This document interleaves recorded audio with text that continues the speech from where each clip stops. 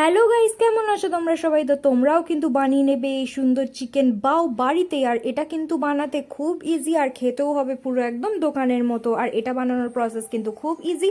ফার্স্টে একটুখানি দুধ আমরা গরম করে নেব। দুধের মধ্যে 2 চামচ চিনি আমি দিয়ে ভালো করে নাড়িয়ে চাড়িয়ে নেব।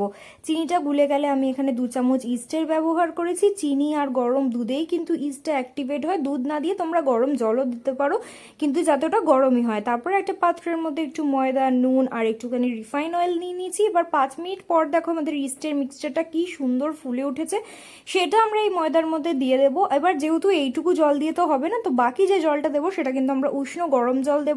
তোমরা যদি নর্মাল জল ইউজ করো ডোটা কিন্তু অতটা সফট হবে না, তাই বলে আমি রেকমেন্ড করবো উষ্ণ গরম জল তোমরা ইউজ করো।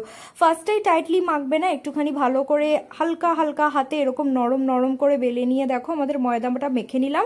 তারপর এটা আমি 2-3 ঘন্টার জন্য রেস্টে দিয়েছি। যতক্ষণ রেস্টে থাকবে দেখো আমি চিকেন নিয়ে নিয়েছি। চিকেনটা অলরেডি চিলি চিকেনের পিসে কাটা, আর এটা মা অলরেডি সকালবেলা ধুয়ে রেখেছিল। কিন্তু চিলি চিকেনের পিসটাও কিন্তু এটার জন্য খুব বড়, তাই বলে আমি এই চিলি চিকেনের পিসটাকে 2-3 ভাগে ভাগ করে নিয়েছি। যেরকমভাবে মাঝখান থেকে স্ট্রিপস হিসেবে কাটে সেইভাবে ভালো করে কেটে নিয়েছি।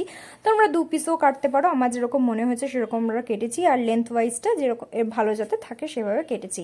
এবার আমি এই চিকেনটার মধ্যে যাবতীয় যা যা দরকার সেগুলো দিয়ে দিয়েছি। যেমন হচ্ছে আমি ফার্স্টেই দিয়েছি হচ্ছে ময়দা আর কর্নফ্লাওয়ারের একটা মিক্সচার, যার মধ্যে একটুখানি নুন আমি অলরেডি মিশিয়ে দিয়েছিলাম মাখার সময়, কিন্তু বাকিটা নুন আমরা পরে দেবো। তারপর আমি দিয়েছি পেরি পেরি মশলা। হ্যাঁ হ্যাঁ, আমি কিন্তু যাই বানাই পেরি পেরি মশলা দিই, তোমরা কিন্তু জানো। এরপর আমি দিয়েছি অরিগ্যানোটা আমরা একটু বেশি করে দিয়েছি যাতে একটু হার্বসের ফ্লেভারটা আসে।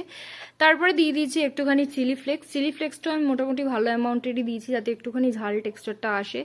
তারপরে আমি একটুখানি ভিনিগার দিয়েছিলাম, সেটা আর ভিডিওতে তোলা হয়নি আমার। তারপরে আমি দিয়েছিলাম একটুখানি গোলমরিচ গুঁড়োটা দিলে না একটা সুন্দর ফ্লেভার আসে।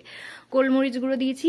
তারপরে যে বাকি নুনটা আছে সেটা দিয়ে দিয়েছি। তারপরে পুরো একটা গোটা ডিম ছাড়িয়ে কিন্তু এর মধ্যে আমি ভালো করে দিয়ে ভালো করে মাখিয়ে নিয়েছি। এবার ডিমটা মাখানোর পরে একটু একটু ড্রাই স্বাভাবিক থেকেই যায়, তো সেটাকে আমি ভালো করে জল দিয়ে অ্যাডজাস্ট করে ভালো করে এরকম একটা মেখে নিয়েছি। চিকেন পকোড়া যেরকম বানাই ঠিক সেরকম। এবার একটা বাটির মধ্যে পুরো মিক্সচারটা ট্রান্সফার করে দেবো। আর আমাদের কিন্তু মনে করে সব ম্যারিনেশনের জুসও কিন্তু দিতে হবে, কারণ এই মিক্সচারটা আমরা 1 রাতের জন্য ফ্রিজে রাখবো। আর ফ্রিজে কিন্তু প্রচণ্ডভাবে জল টানে। তো আমি এখানে আবারও একটুখানি ভালো করে মাখিয়ে নিলাম যাতে ইভেনলি জল ভাবটা স্প্রেড হয়। অ্যান্ড এটাকে আমি রেখে দেবো আমাদের ফ্রিজে। এবার 2-3 ঘন্টা পর দেখো আমাদের ময়দা কিন্তু এইভাবে রেডি হয়ে গেছে।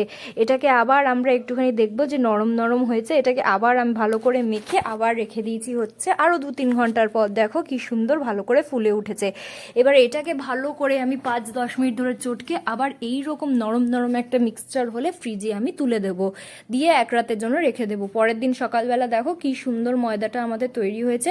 ফ্রিজে আমরা কেন রাখলাম বলো তো? কারণ ইস্টের অ্যাক্টিভিটি হচ্ছে ফ্রিজে স্লো হয়ে যায়, আর ফার্মেন্টেশনের রেটটা স্লোভাবে হয়, যাতে একটা সুন্দর টেক্সচার পাওয়া যায় অ্যাকচুয়াল খাবারে। এবার দেখো আমাদের ম্যারিনেটেড চিকেন চলে এসছে। ম্যারিনেটেড চিকেনটাকে ব্রেড ক্রাম্পস আমরা কোট করে হট অয়েলে ভালো করে ভেজে নেব।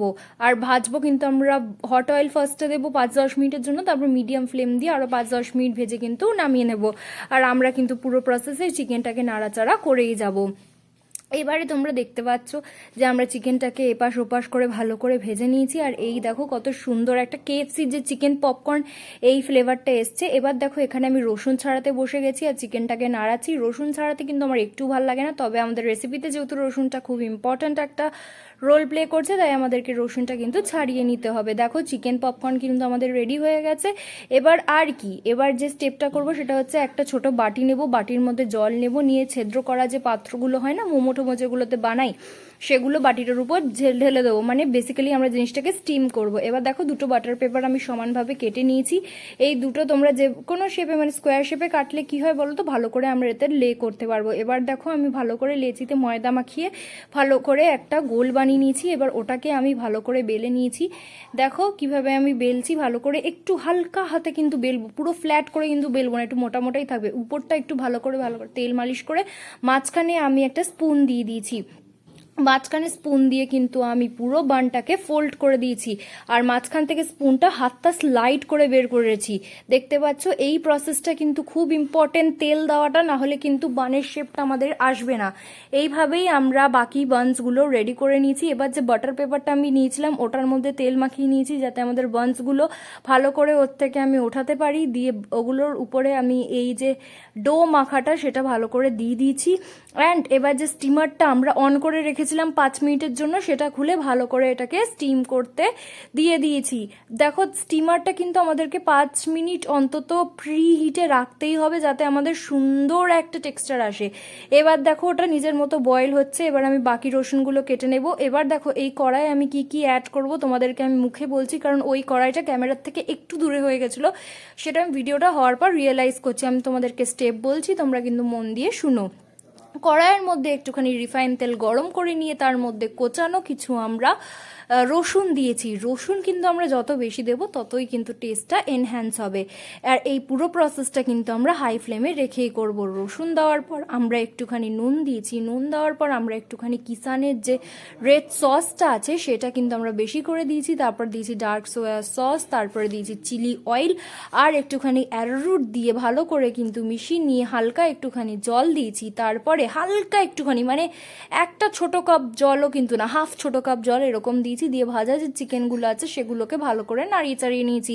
এবার তোমরা দেখতে পাচ্ছ কি সুন্দর আমাদের সসের কালারটা তৈরি হয়েছে, আর চিকেনটা তো আমাদের সুন্দর ছিলই। তো ভালো করে নাড়িয়ে চাড়িয়ে নিয়ে ভালো করে এটা নামিয়ে নিয়ে সাইডে কিন্তু আমরা রেখে দেবো। এবার আমরা দেখবো যে বানটা রেডি হয়েছে কিনা। আমি দেখলাম যে স্টিম মোটামুটি 15 মিনিট হাই ফ্লেমে করতে হবে, কিন্তু স্টিমটা লো ফ্লেমে আমরা স্টিম করব না, একদম হাই ফ্লেমে স্টিমটা দিয়ে কিন্তু আমাদের বানটা রেডি হয়ে গেছে। এবার এর মধ্যে যে চিকেনগুলো আছে, দেখো বানটা কি সুন্দর খুলে গেছে, কারণ ভিতরে আমরা কিন্তু তেল দিয়েছিলাম, মনে আছে? এইটার জন্যই কিন্তু বানটা খুলেছে, নাহলে কিন্তু খুলতো না। একটুখানি শসা কেটে চিকেন দিয়ে উপর দিয়ে একটুখানি সিজেমের সিডস দিয়ে মেয়নিজ দিয়ে ভালো করে সার্ভ করে নিয়েছি। তোমরা চাইলে কিষানের সসও ইউজ করতে পারো। আর দেখতে পাচ্ছ পুরো দোকানের মতো হয়েছে, আর আমি কিন্তু সত্যি বলছি খেতেও কিন্তু খুবই নরম, পুরো দোকানের মতো। তোমরাও কিন্তু এটা বাড়িতে পটপট করে ট্রাই করে নাও। আর অনেক দোকানে আমি দেখেছি স্টিম ভালো করে হয় না, বাট টু মাই সারপ্রাইজ বাড়িতে কিন্তু এটা দারুণ নরম তৈরি হয়েছে। আর যেহেতু আমরা ব্রেডটাকে বেশিক্ষণ ফার্মেন্ট করেছিলাম বলে, তো তোমরা এটা বাড়িতে ট্রাই করো। ভালো লেগে থাকলে like share subscribe and comment. Till then bye guys.